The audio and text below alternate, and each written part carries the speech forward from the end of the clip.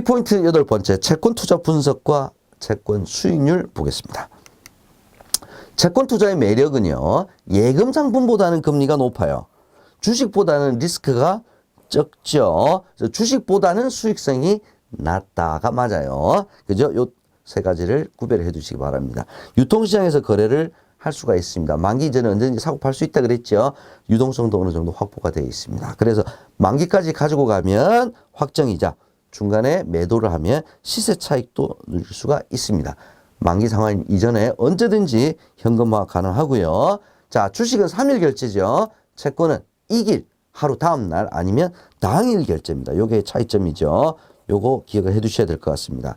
다만 단점은 워낙 종류가 많고요. 계산이 복잡합니다. 그래서 개인이 접근하기는 조금 어렵다. 그래서 주로 기관 투자가 중심으로 장외 시장에서 상대 매매를 통해서 거래가 많이 되고 있는 것이 채권 시장의 특징이다. 이렇게 보시면 되겠습니다. 채권 수익률은 예금의 이자율과 같은 개념이에요. 자, 몇 가지 수익률이 나오는데 발행 수익률, 유통 수익률, 실효 수익률. 자, 이 세 가지는 계산하는 문제가 나오지는 않습니다. 그래서 개념을 구별을 해 주시면 될 것 같습니다. 발행은 발행될 때 매입 가격으로 산출된 채권 수익률.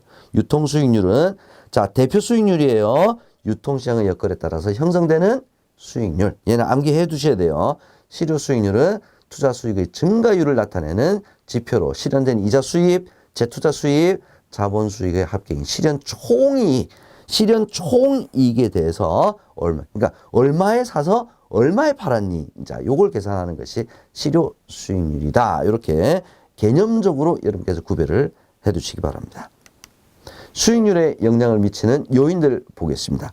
자, 경기와 물가가 상승을 하면 경기가 좋아지면 자금 수요가 늘어나겠죠. 자금 수요가 늘어나게 되면 채권 수익률은 오르게 되어 있습니다.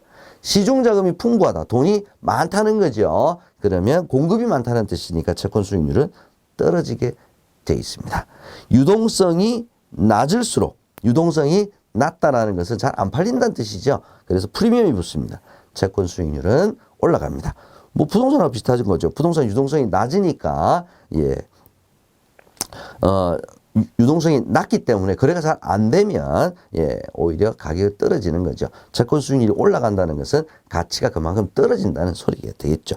잔존 만기가 길수록 채권 불이행 위험이 높을수록 프리미엄이 붙어서 올라갑니다.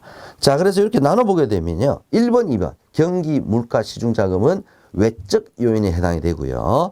유동성이 낮을수록 잔존 만기가 길수록 채무 불이행 위험이 높을수록은 채권 자체가 가지는 내적 위험에 해당이 되겠습니다.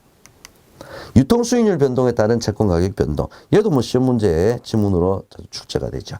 채권 가격은 유통 수익률에 반비례합니다. 잔존 만기가 길수록 가격의 변동률은 높아집니다. 왜? 만기가 길면 길수록. 만기가 만약에 예를 들어서 100년이라고 생각해 봅시다.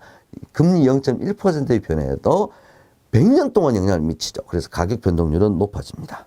표면금리가 낮은 채권일수록 가격 변동폭은 커집니다.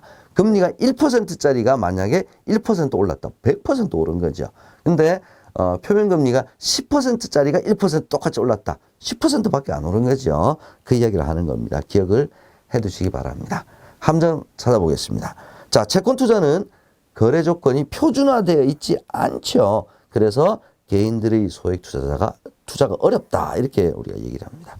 두 번째, 매출가액이 10,000원이고요. 10년간 5% 복리로 운영하면 만기 상환액은 15,000원이다.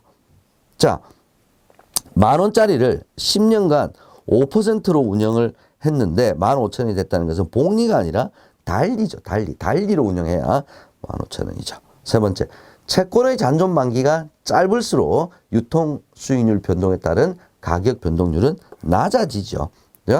만기가 짧다라는 것은 금리가 변동해도 이 기간만큼만 영향을 미칠 수밖에 없기 때문에 오히려 변동률은 낮아집니다. 네 번째, 채권 투자는 일반적으로 주식보다 수익성이 떨어지죠. 예금에 비해서 안정성이 높다. 주식에 비해서 안정성이 높고요. 예금에 비해서 수익성이 좋다라고 해야 맞는 표현이 되겠습니다. 마지막 보겠습니다. 시중 자금이 풍부하면 돈이 많으면 이자율이 하락하겠죠. 이자율이 하락하면 채권 수익률도 같이 하락을 하는 것이 맞습니다.